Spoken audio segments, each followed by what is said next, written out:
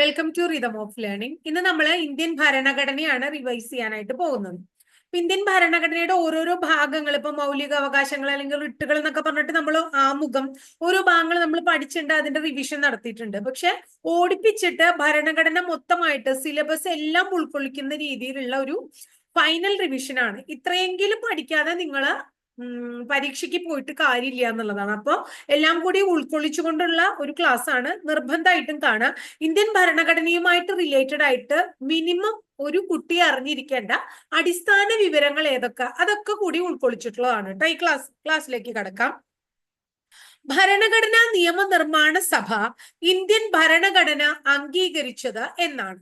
ഭരണഘടനാ നിയമനിർമ്മാണ സഭ ഇന്ത്യൻ ഭരണഘടന അംഗീകരിച്ചത് 1949 നവംബർ 26-നാണ്. 1949 നവംബർ 26-നാണ്. ഭരണഘടനാ നിയമനിർമ്മാണ സഭയുടെ അധ്യക്ഷനാണ് ഡോക്ടർ രാജേന്ദ്ര പ്രസാദ്. ഭരണഘടനാ നിയമനിർമ്മാണ സഭയുടെ അധ്യക്ഷൻ ഡോക്ടർ രാജേന്ദ്ര പ്രസാദ്. ഇന്ത്യയുടെ രാഷ്ട്രീയ ജാതകം എന്ന് വിശേഷിപ്പിക്കുന്ന ഭരണഘടനയുടെ ഭാഗം ഏതാണ്? ആമുഖാണ്. രാഷ്ട്രീയ ജാതകം എന്ന് വിശേഷിപ്പിക്കുന്നത് ആമുഖത്തെയാണ്. നിയമത്തിന് മുന്നിൽ എല്ലാവർക്കും തുല്യത ഉറപ്പുവരുത്തുന്ന ഇന്ത്യൻ ഭരണഘടനയുടെ അനുച്ഛേദം ഏതാണ്? നിയമത്തിന് മുന്നിൽ എല്ലാവർക്കും തുല്യത ഉറപ്പുവരുത്തുന്ന ഇന്ത്യൻ ഭരണഘടനാ അനുച്ഛേദമാണ് അനുച്ഛേദം 14, ആർട്ടിക്കിൾ 14. ഭരണഘടനയുടെ താക്കോൽ എന്നറിയപ്പെടുന്നത് ഏതാണ്? ആമുഖമാണ്. ഭരണഘടനയുടെ ആമുഖം ഇതുവരെ എത്ര പ്രാവശ്യം ഭേദഗതി ചെയ്തിട്ടുണ്ട്? ഒരു പ്രാവശ്യം കേട്ടോ. അടുത്തത്, ഇന്ത്യൻ ഭരണഘടന ഗോവധം ഗോവധം നിരോധിക്കണം എന്ന് ഏത് ഭാഗത്താണ് പറഞ്ഞിരിക്കുന്നത്? ഇന്ത്യൻ ഭരണഘടനയില് ഏത് ഭാഗത്താണ് ഗോവധ നിരോധനത്തെ കുറിച്ച് പറഞ്ഞിരിക്കുന്നത്? നിർദ്ദേശക തത്വങ്ങളിൽ. എവിടെയാ? നിർദ്ദേശക തത്വങ്ങളിൽ. ജുഡീഷ്യറി റിവ്യൂ എന്ന ആശയം നമ്മൾ ഏത് രാജ്യത്ത് നിന്നാണ് കടം കൊണ്ടിരിക്കുന്നത്? അമേരിക്ക. Judiciary review America. തിരഞ്ഞെടുക്കപ്പെടുന്ന രാഷ്ട്ര തലവനുള്ള ഒരു രാജ്യത്തെ എന്ത് പേരിട്ട് നമുക്ക് വിളിക്കാം? തിരഞ്ഞെടുക്കപ്പെടുന്ന രാഷ്ട്ര തലവനുള്ള ഒരു രാജ്യത്തെ നമ്മൾ റിപ്പബ്ലിക് എന്ന് വിളിക്കുന്നു. എന്താണ്? റിപ്പബ്ലിക്. ക്ഷേമരാഷ്ട്ര സങ്കല്പങ്ങളെ കുറിച്ച് ഇന്ത്യൻ ഭരണഘടനയിൽ എവിടെയാണ് പ്രതിപാദിച്ചിരിക്കുന്നത്?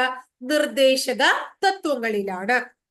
ആണവോർജം എന്ന വിഷയം ഉൾപ്പെടുന്നത് ഏത് ലിസ്റ്റിലാണ്? യൂണിയൻ ലിസ്റ്റിലാണ്. ആണവോർജം യൂണിയൻ ലിസ്റ്റിലാണ്. ഇനി അടുത്തത്, സാമൂഹിക ആസൂത്രണത്തെ കുറിച്ച് പറയുന്ന ലിസ്റ്റ് ഏതാണ്? Concurrent list. സാമൂഹിക ആസൂത്രണത്തെ കുറിച്ച് പറയുന്നത് സോഷ്യോ ഇക്കണോമിക് പ്ലാനിംഗ് ഏതിൽ പറയുന്നു? കൺകറന്റ് ലിസ്റ്റിൽ. ഭരണഘടനയുടെ ആമുഖത്തെ അതിന്റെ തിരിച്ചറിയൽ കാർഡ് എന്ന് വിശേഷിപ്പിച്ചത് ആരാണ്? എൻ.എ. പൻകിവാല. ഇതൊക്കെ നമ്മൾ പഠിച്ചിട്ടുള്ള കാര്യങ്ങളാണ് കേട്ടോ. ഭരണഘടനയുടെ ശില്പി എന്ന് വിശേഷിപ്പിക്കുന്ന ഡോക്ടർ ബി.ആർ. അംബേദ്കറുടെ ജന്മദിനം ഏത് ദിനമായി നമ്മൾ ആചരിക്കുന്നു? മഹാപരിനിർവാണ ദിവസ്. ഭരണഘടനാ നിയമനിർമ്മാണ സഭയിൽ മൗലിക അവകാശങ്ങളുടെ കമ്മിറ്റിയുടെ തലവൻ ആരാണ്? സർദാർ വല്ലഭായി പട്ടേൽ. ഭരണഘടനാ നിയമനിർമ്മാണ സഭയിൽ ആകെ എത്ര മലയാളികൾ ഉണ്ടായിരുന്നു? 17. ഭരണഘടനാ നിയമനിർമ്മാണ സമിതിയിൽ എത്ര മലയാളികളാണ് മദ്രാസിനെ പ്രതിനിധാനം ചെയ്തത്? 9. ഭരണഘടനാ നിയമനിർമ്മാണ സമിതിയിൽ എത്ര പേര് കൊച്ചിയെ പ്രതിനിധാനം ചെയ്തു? ഒരാള്. ഭരണഘടനാ നിയമനിർമ്മാണ സമിതിയിൽ എത്ര പേരാണ് തിരുവിതാംകൂറിനെ പ്രതിനിധാനം ചെയ്തത്? 6 പേരാണ്. ഇന്ത്യ വിഭജനത്തിനു ശേഷം ഭരണഘടനാ നിയമനിർമ്മാണ സഭയിൽ എത്ര പേരുണ്ടായിരുന്നു? 299. ഭരണഘടനാ നിയമനിർമ്മാണ സഭയിലെ കമ്മിറ്റികളുടെ എണ്ണം എത്രയാണ്? 22. ഭരണഘടനാ നിയമനിർമ്മാണ സമിതിയിൽ യുണൈറ്റഡ് പ്രൊവിൻസിനെ പ്രതിനിധാനം ചെയ്ത മലയാളി ആരാണ്? ജോൺ മത്തായി. ഏത് കേസിലാണ് ആമുഖം ഭരണഘടനയുടെ ഭാഗമല്ല എന്ന് സുപ്രീം കോടതി വിധിക്കുന്നത്? 1960 ബെറു ബാറി കേസിലാണ്. ഏത് കേസിലാണ് ആമുഖം ഭരണഘടനയുടെ ഭാഗമാണ് എന്ന് സുപ്രീം കോടതി വിധിക്കുന്നത്? 1973 കേശവാനന്ദ ഭാരതി കേസിലാണ്. പുരാതന സ്മാരകങ്ങൾ സംരക്ഷിക്കണം എന്ന് വ്യവസ്ഥ ചെയ്യുന്ന ഇന്ത്യൻ ഭരണഘടന ആർട്ടിക്കിളാണ് ആർട്ടിക്കിൾ 49. പരിസ്ഥിതി സംരക്ഷണം വ്യവസ്ഥ ചെയ്യുന്ന ഭരണഘടന അനുച്ഛേദമാണ് ആർട്ടിക്കിൾ 48A. ഇന്ത്യൻ ഭരണഘടന നിലവിൽ വന്ന വർഷം എന്നാണ് ഇന്ത്യൻ ഭരണഘടന നിലവിൽ വന്ന സമയത്ത് ഉണ്ടായിരുന്ന അനുച്ഛേദങ്ങൾ എത്രയാണ്? ഇന്ത്യൻ ഭരണഘടന നിലവിൽ വന്ന സമയത്ത് ഉണ്ടായിരുന്ന അനുച്ഛേദങ്ങൾ എത്രയാണ്? 395 ആർട്ടിക്കിളാണ്. ഭാഷയിലും അർത്ഥത്തിലും 1935 ഗവൺമെന്റ് ഓഫ് ഇന്ത്യ ആക്ടിന്റെ തനി പകർപ്പ് എന്ന് ഇന്ത്യൻ ഭരണഘടനയെ വിമർശിച്ചത് ആരാണ്? എൻ ശ്രീനിവാസൻ. ഇന്ത്യൻ ഭരണഘടനയുടെ ഹിന്ദി പതിപ്പ് എഴുതി തയ്യാറാക്കിയത് ആരാണ്? വസന്ത് കൃഷ്ണ വൈദ്യ. ആധുനിക മനു എന്നറിയപ്പെടുന്ന വ്യക്തിയാണ് BR അംബേദ്കർ. ഭരണഘടനാ നിയമനിർമ്മാണ സമിതിയിലേക്ക് തിരുവിതാംകൂറിൽ നിന്നും തെരഞ്ഞെടുക്കപ്പെട്ട വനിതയാണ് ആനി മസ്ക്രീൻ. ഭരണഘടനയ്ക്ക് ഒരു ആമുഖം എന്ന ആശയം ആദ്യമായി മുന്നോട്ട് വെച്ചത് ഏത് വ്യക്തിയാണ്? BN റാവു. അടുത്തത് ഭരണഘടനയുടെ എത്രാമത്തെ ഷെഡ്യൂളിലാണ് ഭാഷകൾ ഉൾപ്പെടുത്തിയിരിക്കുന്നത്? 8ാമത്തെ ഷെഡ്യൂളിലാണ്. ഇന്ത്യൻ ഭരണഘടനയിൽ എത്ര ഷെഡ്യൂളുകൾ ഉണ്ട്? 12 ഷെഡ്യൂളുകൾ ഉണ്ട്. GSTയുമായി ബന്ധപ്പെട്ട ഭരണഘടനാ ഭേദഗതി ഏതാണ്? ഭരണഘടനാ ഭേദഗതി എത്രാമത്തെയാണ്? 101ാം ഭരണഘടനാ ഭേദഗതി. ഇന്ത്യൻ ഭരണഘടനയിൽ വിദ്യാഭ്യാസം ഉൾപ്പെടുന്ന ലിസ്റ്റ് ഏതാണ്? കൺകറന്റ് ലിസ്റ്റ് ആണ്. ഭരണഘടനയുടെ ഏത് അനുച്ഛേദം പ്രകാരമാണ് പാർലമെന്റിന്റെ ഇരുസഭകളും സംയുക്ത സമ്മേളനം വിളിച്ചുകൂട്ടുന്നത്? അതായത് ജോയിന്റ് സിറ്റിംഗ് ഓഫ് പാർലമെന്റ്. അതാണ് ഇവിടെ പറയുന്നത്. ആർട്ടിക്കിൾ 108 ആണ്. ജോയിന്റ് സിറ്റിംഗ് ആർട്ടിക്കിൾ 108 ആണ്. സംസ്ഥാനങ്ങളിൽ അടിയന്തരാവസ്ഥയെ കുറിച്ച് പ്രതിപാദിക്കുന്ന ആർട്ടിക്കിൾ ഏതാണ്? 356 ആണ്. ഉപരാഷ്ട്രപതിയെ കുറിച്ച് പ്രതിപാദിക്കുന്ന ഭരണഘടനാ അനുച്ഛേദമാണ് ആർട്ടിക്കിൾ 63.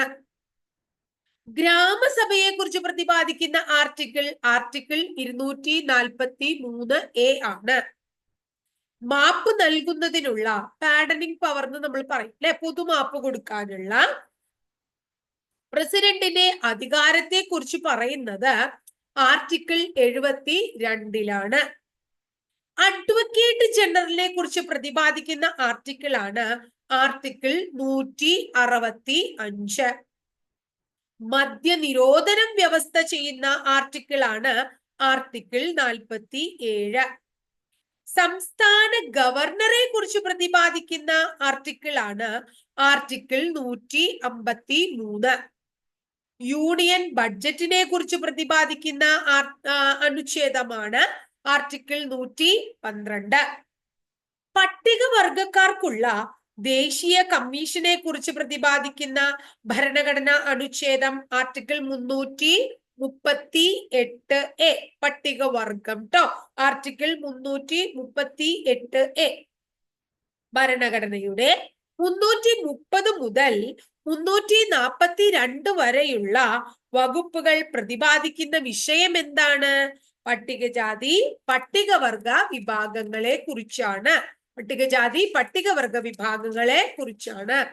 അടുത്തത് രാഷ്ട്രപതിയുടെ തിരഞ്ഞെടുപ്പ്, രാജ്യസഭയിലേക്ക് അംഗങ്ങളെ നാമനിർദ്ദേശം ചെയ്യാനുള്ള പ്രസിഡന്റിന്റെ അധികാരം എന്നിവയ്ക്ക് നാം കടപ്പെട്ടിരിക്കുന്നത് ഏത് രാജ്യത്തോടാണ്? അയർലൻഡിനോടാണ്. ഇന്ത്യൻ രാഷ്ട്രപതിയെ തിരഞ്ഞെടുക്കുന്നത് പാർലമെന്റിലെ ഇരുസഭകളിലെയും അംഗങ്ങളാണ്. ഒരു ബിൽ നിയമമാകുന്നത് എപ്പോഴാണ്? രാഷ്ട്രപതി ഒപ്പുവെക്കുമ്പോഴാണ്. രാഷ്ട്രപതി സ്ഥാനം ഒഴിവ് വന്നാൽ ഉപരാഷ്ട്രപതിക്ക് എത്ര കാലം ആ പദവി അലങ്കരിക്കാനായിട്ട് പറ്റും? 6 മാസം. എത്ര നാളെ പറ്റുള്ളൂ? 6 മാസേ പറ്റുള്ളൂ. അടുത്തത്, അഖിലേന്ത്യാ സർവീസിലെ ഉദ്യോഗസ്ഥരെ നിയമിക്കുന്നത് ആരാണ്? പ്രസിഡന്റ് ആണ്. ഹൈക്കോടതി ജഡ്ജിയെ നിയമിക്കുന്നത് ആരാണ്? പ്രസിഡന്റ് ആണ്. ഇന്ത്യൻ പ്രസിഡന്റ് ആയിട്ട് മത്സരിക്കാൻ കുറഞ്ഞ പ്രായം എത്രയാണ്? 35 വയസ്സാണ്. പ്രസിഡന്റ് പുറപ്പെടുവിക്കുന്ന ഒരു ഓർഡിനൻസിന്റെ കാലയളവ് എത്രയാണ്? 6 മാസാണ്. എത്രയാണ് കാലയളവ്? 6 മാസാണ്. മുഖ്യ തെരഞ്ഞെടുപ്പ് കമ്മീഷണറെ തലസ്ഥാനത്ത് നിന്ന് നീക്കം ചെയ്യാനുള്ള അധികാരം ആർക്കാണ്? പ്രസിഡന്റിനാണ്. ഇന്ത്യൻ ചീഫ് ജസ്റ്റിസിനെ നിയമിക്കുന്നത് ആരാണ്? ഇന്ത്യയുടെ പ്രസിഡന്റ് ആണ്. ഒരാള് ഇന്ത്യൻ പ്രസിഡന്റായി അധികാരം ഏൽക്കുമ്പോൾ അദ്ദേഹത്തിന് സത്യവാചകം ചൊല്ലിക്കൊടുക്കുന്നത് ആരാണ്? സുപ്രീം കോടതി ചീഫ് ജസ്റ്റിസ് ആണ്. ഭരണഘടനാ പ്രകാരം ഗവർണറുടെ അഭാവത്തിൽ ചുമതലകൾ നിർവഹിക്കുന്നത് ആരാണ്? ഹൈക്കോടതി ചീഫ് ജസ്റ്റിസ് ആണ്. സംസ്ഥാനത്തെ പ്രഥമ പൗരൻ ആരാണ്? സംസ്ഥാന ഗവർണറാണ്. രാജിവെക്കാൻ ഉദ്ദേശിക്കുന്ന പക്ഷം മുഖ്യമന്ത്രി ആർക്ക് രാജിക്കത്ത് കൊടുക്കണം? ഗവർണർക്ക്. ഇന്ത്യൻ സംസ്ഥാനങ്ങളില് ഗവർണറായി നിയമിക്കപ്പെടുന്നതിനുള്ള കുറഞ്ഞ പ്രായപരിധി എത്രയാണ്? 35 വയസ്സാണ്.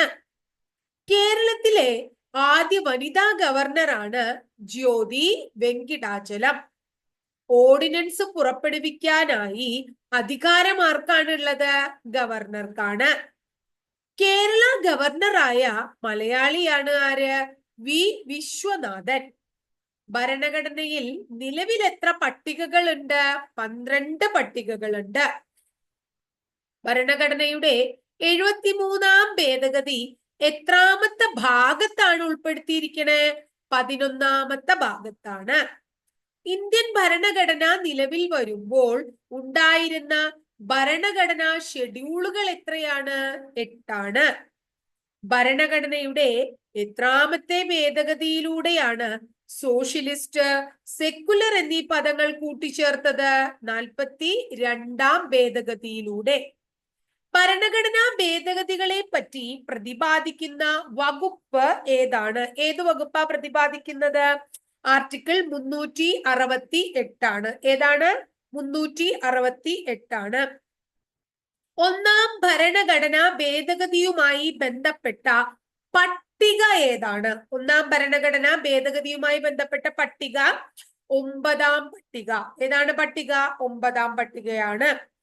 ഇന്ത്യയിൽ പഞ്ചായത്തി രാജ് നിലവിൽ വന്ന ഭരണഘടനാ ഭേദഗതി ഏതാണ്? 73-ാം ഭേദഗതിയാണ്. ഇന്ത്യൻ ഭരണഘടനാ ഭേദഗതി ചെയ്യാനുള്ള അധികാരം ആർക്കാണ്? പാർലമെന്റിനാണ്.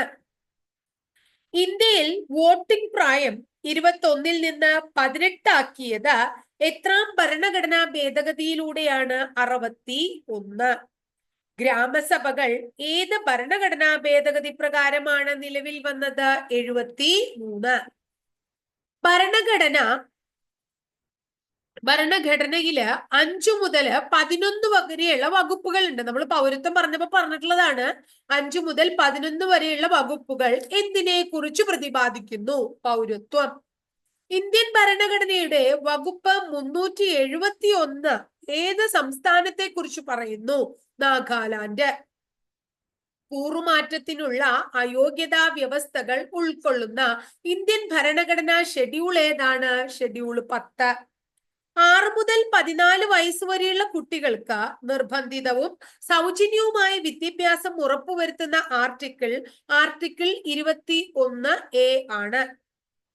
ഇനി പ്രസിഡന്റ്, പാർലമെന്റ്, അതായത് പ്രസിഡന്റ്, ലോക്സഭ, രാജ്യസഭ, ഇവർ മൂന്നും ചേർന്നതിനെ നമ്മൾ എന്ത് വിളിക്കുന്നു? എന്താ വിളിക്കുക? നമ്മൾ പഠിക്കണ്ടല്ലോ. പാർലമെന്റ് എന്നാൽ ലോക്സഭയും രാജ്യസഭയും പ്രസിഡന്റും ചേർന്നതാണ്. ഇപ്പൊ പ്രസിഡന്റും ലോക്സഭയും രാജ്യസഭയും കൂടി കൂടുമ്പോ എന്തായി? പാർലമെന്റ് ആയി അല്ലെ? ഇന്ത്യൻ പാർലമെന്റ് എവിടെയാണ്? ന്യൂഡൽഹിയിലാണ്. ഇന്ത്യൻ പാർലമെന്റിന്റെ അധോസഭയാണ് ലോക്സഭ, ഉപരിസഭയാണ് രാജ്യസഭ. ഏത് സഭയിലാണ് അംഗമല്ലാത്ത ഒരാൾ അധ്യക്ഷത വഹിക്കുന്നത്? രാജ്യസഭയിലാണ്. ഇന്ത്യൻ പാർലമെന്റിന്റെ ആദ്യത്തെ സംയുക്ത സമ്മേളനം, ജോയിന്റ് സിറ്റിംഗ് നമ്മൾ നേരത്തെ പറഞ്ഞില്ലേ, സംയുക്ത സമ്മേളനം എന്ന് നടന്നു ആദ്യമായിട്ട് 1961. രാജ്യത്ത് ആദ്യമായി ആഭ്യന്തര അടിയന്തരാവസ്ഥ പ്രഖ്യാപിച്ചത് ഏത് പ്രധാനമന്ത്രിയുടെ കാലത്താണ്? ഇന്ദിരാഗാന്ധിയുടെ കാലത്ത്. ലോക്സഭയിലും രാജ്യസഭയിലും പ്രതിപക്ഷ നേതാവായ ഏക വ്യക്തിയാണ് LK അദ്വാനി. ലോക്സഭയുടെ അധ്യക്ഷനാണ് Lok Sabha speaker. Lok Sabha deputy speaker രാജിക്കത്ത് ആർക്ക് കൊടുക്കണം? സ്പീക്കർക്ക്. രാജ്യസഭയുടെ അധ്യക്ഷനാണ് ഉപരാഷ്ട്രപതി. രാജ്യസഭയുടെ അധ്യക്ഷൻ ഉപരാഷ്ട്രപതി. ലോക്സഭാ തിരഞ്ഞെടുപ്പിൽ മത്സരിക്കാൻ ആവശ്യമായ കുറഞ്ഞ പ്രായം 25 വയസ്സാണ്. ലോക്സഭയിലെ ആദ്യ അംഗീകൃത പ്രതിപക്ഷ നേതാവാണ് YB ചവാൻ. ലോക്സഭാ അംഗങ്ങൾ, രാജ്യസഭാ അംഗങ്ങൾ, സംസ്ഥാന നിയമസഭാ അംഗങ്ങൾ എന്നിവ ഏറ്റവും കൂടുതലുള്ള ഇന്ത്യൻ സംസ്ഥാനമാണ് Uttar Pradesh. Indian parliament public accounts committee ചെയർമാനെ നാമനിർദ്ദേശം ചെയ്യുന്നത് ആരാണ്? ആരാണ് പബ്ലിക് അക്കൗണ്ട്സ് കമ്മിറ്റി ചെയർമാനെ നാമനിർദ്ദേശം ചെയ്യുന്നത്? ലോക്സഭാ സ്പീക്കറാണ്. ലോക്സഭാ സ്പീക്കർ തന്റെ രാജിക്കത്ത് ആർക്ക് കൊടുക്കണം? ഡെപ്യൂട്ടി സ്പീക്കർക്ക്. സ്ത്രീധന നിരോധന നിയമം ഇന്ത്യയിൽ പാസാക്കിയ വർഷം 1961. ഇന്ത്യൻ ലോക്സഭയിലെ ആദ്യ പ്രതിപക്ഷ നേതാവാണ് AK ഗോപാലൻ. നമ്മൾ റിനൈസൻസ് പഠിച്ചപ്പോ പഠിച്ചിട്ടുള്ള അത് അല്ലെ. പാർലമെന്റിന് ഭരണഘടന ഭേദഗതി ചെയ്യാനുള്ള അധികാരം നൽകുന്ന ആർട്ടിക്കിൾ ഏതാണ്? ആർട്ടിക്കിൾ 368 ആണ്.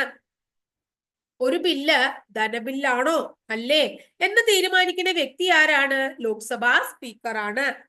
ലോക്സഭയുടെയും രാജ്യസഭയുടെയും സംയുക്ത സമ്മേളനത്തിൽ അധ്യക്ഷത വഹിക്കുന്നത് ആരാണ്? ലോക്സഭാ സ്പീക്കറാണ്.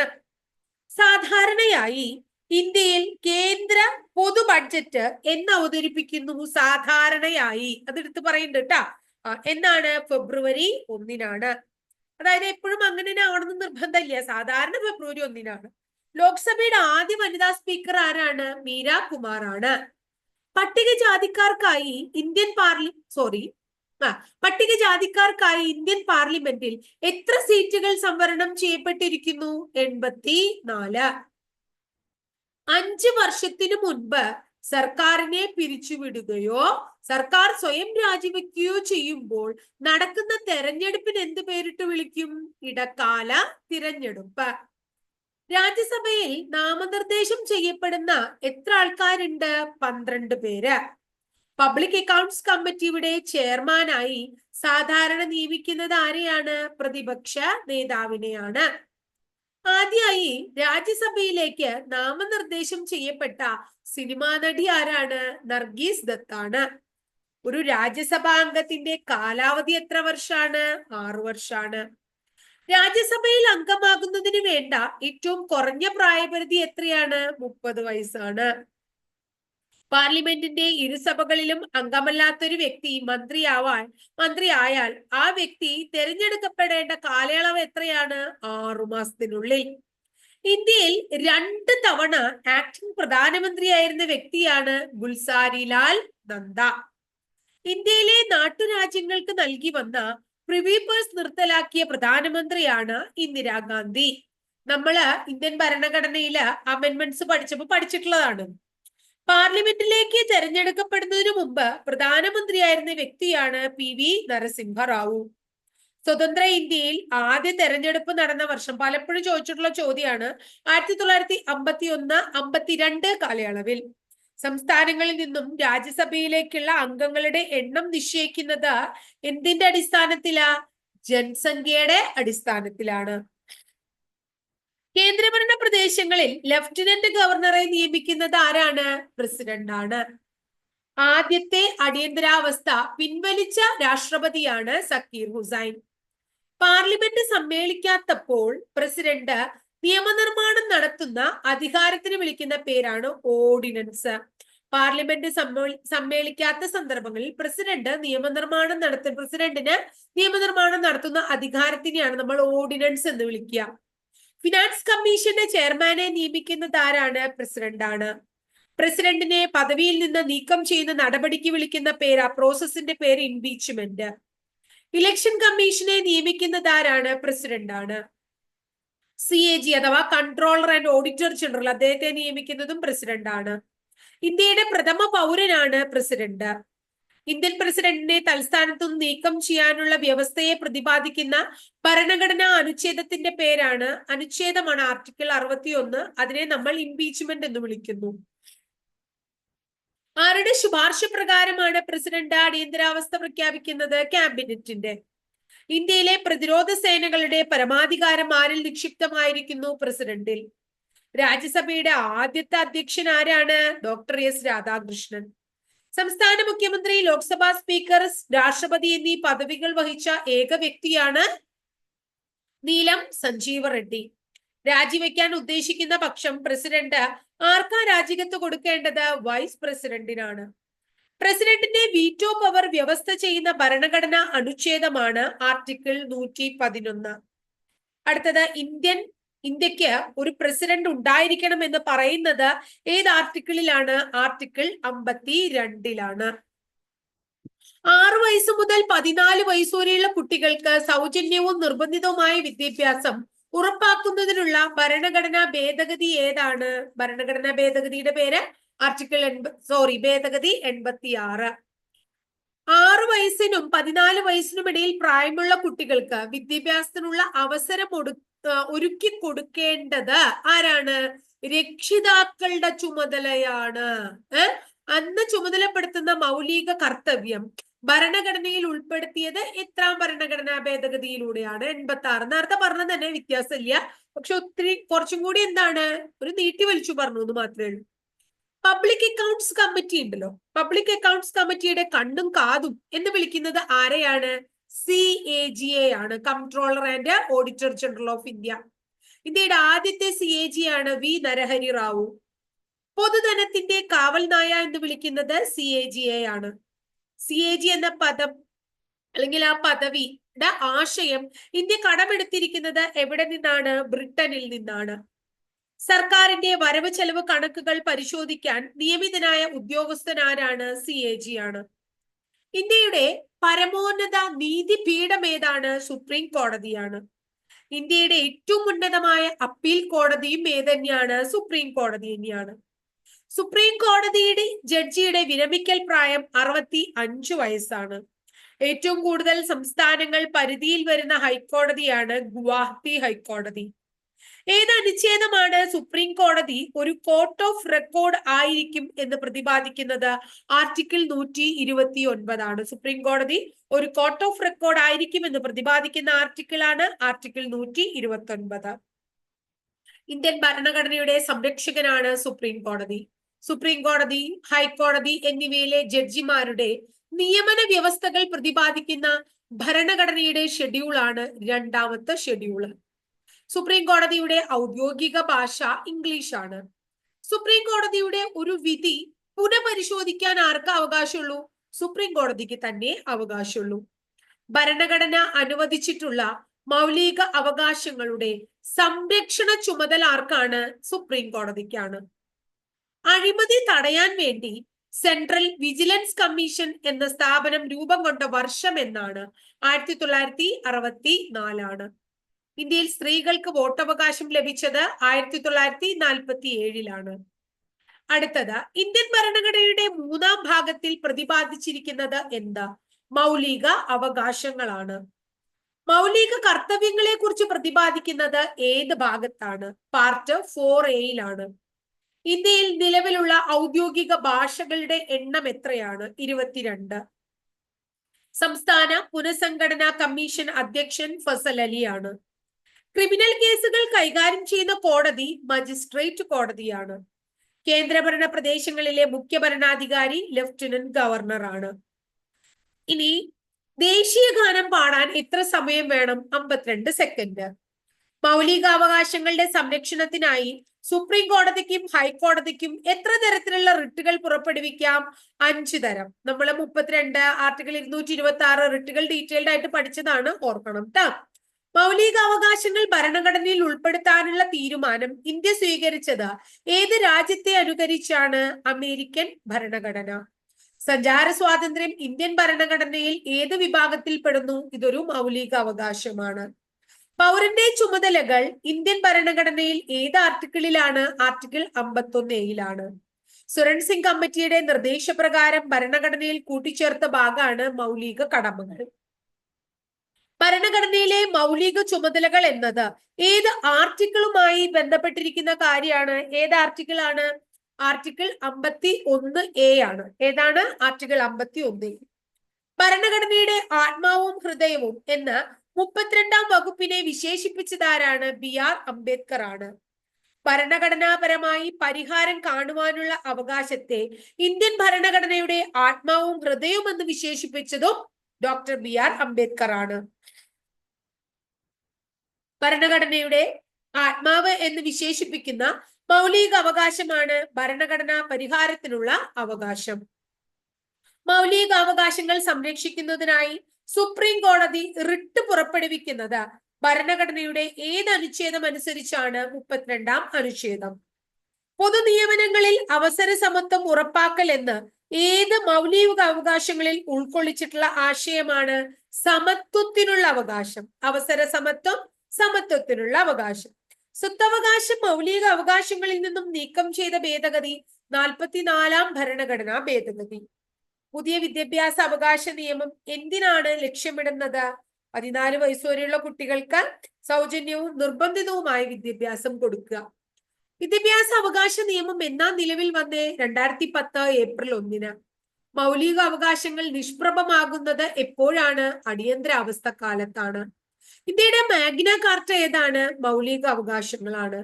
മൗലിക കടമകൾ ഭരണഘടനയുടെ ഏത് ഭാഗത്താണ് പ്രതിപാദിച്ചിരിക്കുന്നത്? എവിടെയാ മൗലിക കടമകൾ ഉള്ളത്? ഭാഗം 4A, part 4A.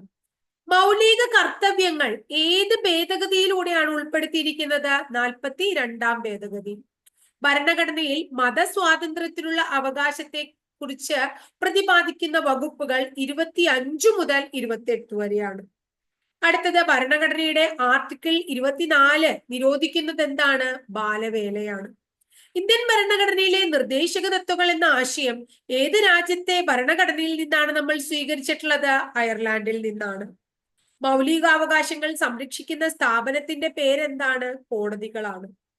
Habeas corpus എന്ന വേർഡിന്റെ മീനിങ് എന്താണ്? ശരീരം ഹാജരാക്കുക എന്നാണ്. അർഹതയില്ലാതെ പദവിയിലിരിക്കുന്ന ഉദ്യോഗസ്ഥന് എതിരെ നൽകാവുന്ന റിട്ടിന്റെ പേരാണ് കോ വാറന്റോ. ചുമതലകൾ നിറവേറ്റാൻ ആജ്ഞാപിക്കുന്ന നിയമാനുസൃത പ്രമാണം എന്നറിയപ്പെടുന്നത് മാൻഡമസിനെയാണ്. ദേശീയ ഗാനത്തെയും ദേശീയ പതാകയെയും വന്ദിക്കുക എന്നത് മൗലിക കർത്തവ്യമാണ്. മൗലിക കടമകൾ എന്ന ആശയം ഇന്ത്യ എവിടെ നിന്നാണ് സ്വീകരിച്ചിരിക്കുന്നത്? റഷ്യയിൽ നിന്നാണ്. ഒരാളെ പോലീസ് കസ്റ്റഡിയിൽ എടുത്താൽ എത്ര മണിക്കൂറിനകം കോടതിയിൽ ഹാജരാക്കണം? 24 മണിക്കൂർ. മൗലിക അവകാശങ്ങൾ ഭരണഘടനയുടെ ഏത് ഭാഗത്താണ്? പാർട്ട് 3 സ്വത്ത് സമ്പാദിക്കാനും സംരക്ഷിക്കാനുമുള്ള അവകാശം ഉണ്ടായിരുന്നു നമുക്ക്, അല്ലെ? 1978 ഭരണഘടനാ ഭേദഗതിയെ തുടർന്ന് ആ അവകാശം നഷ്ടപ്പെട്ടു. എത്രാമത്തെ ഭേദഗതിയാണത്? ആർട്ടിക്കിൾ 44 ഇന്ത്യൻ ഭരണഘടന എത്ര മൗലിക അവകാശങ്ങളാണ് നമുക്ക് ഉറപ്പു നൽകുന്നത്? 6 പ്രായപൂർത്തി വോട്ടവകാശം ലഭിക്കാനുള്ള ഏറ്റവും കുറഞ്ഞ പ്രായം എത്രയാണ്? 18 ഭരണഘടന ഉറപ്പു നൽകുന്ന മൗലിക അവകാശങ്ങളിൽ പെടാത്ത ഒരു പ്രധാന അവകാശമാണ് വോട്ട് ചെയ്യാനുള്ള അവകാശം. അതൊരു മൗലിക അവകാശമല്ല. ഭരണഘടന ഉറപ്പു തരുന്ന മൗലിക അവകാശങ്ങളിൽ പെടാത്തത് വോട്ട് ചെയ്യാനുള്ള അവകാശം. സ്വാതന്ത്ര്യത്തിന്റെ വിളക്കുകൾ എന്നറിയപ്പെടുന്നത് മൗലിക അവകാശങ്ങളാണ്. മൗലിക അവകാശങ്ങളുടെ ശില്പി സർദാർ വല്ലഭായ് പട്ടേലാണ്. ഇന്ത്യയിലെ പരമോന്നത സിവിലിയൻ ബഹുമതിയാണ് ഭാരതരത്നം. ഇന്ത്യയിലെ ഏറ്റവും ഉയർന്ന ദേശീയ പുരസ്കാരമാണ് ഭാരതരത്നം. രാജ്യത്തിന്റെ സർവ്വസൈന്യാധിപനും തലവനുമാണ് രാഷ്ട്രപതി. ലോകത്തിലെ ഏറ്റവും വലിയ ജനാധിപത്യ രാജ്യമാണ് ഇന്ത്യ. ആദായ നികുതി വകുപ്പ് നൽകുന്ന തിരിച്ചറിയൽ കാർഡാണ് പാൻ കാർഡ്. ഭരണഘടനയുടെ 19ാം അനുച്ഛേദം പൗരാവകാശത്തെ എത്രയായി തിരിക്കുന്നു? 6. ഭരണാധിപൻ ഒരു പൗരന്റെ സ്വതന്ത്രമായ ചലനങ്ങളെ നിഷേധിക്കുമ്പോൾ പൗരന് നിഷേധിക്കപ്പെടുന്ന സ്വാതന്ത്ര്യത്തിന്റെ പേര് സഞ്ചാര സ്വാതന്ത്ര്യം എന്നാണ്. കുറ്റം ചെയ്യാത്ത ഒരാളെ ജയിലിൽ അടച്ചാൽ അയാൾക്ക് സമീപിക്കാവുന്നത് എവിടെയാണ്? മനുഷ്യാവകാശ കമ്മീഷനിലാണ്.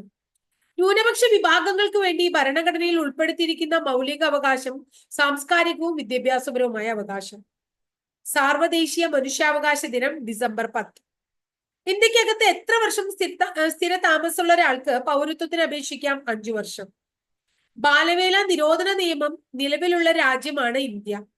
എത്ര വയസ്സിന് താഴെയുള്ള കുട്ടികൾക്കാണ് ഈ നിയമത്തിന്റെ പരിധിയിൽ വരിക? കുട്ടികള് 14 വയസ്സ്. പാർലമെന്റിന്റെ ഉപരിമണ്ഡലമാണ് രാജ്യസഭ. പഞ്ചായത്തുകളുടെ രൂപീകരണം ഏത് മാർഗനിർദ്ദേശക തത്വം എന്ന വിഭാഗത്തിൽപ്പെടുന്നു? ഗാന്ധിയൻ തത്വം.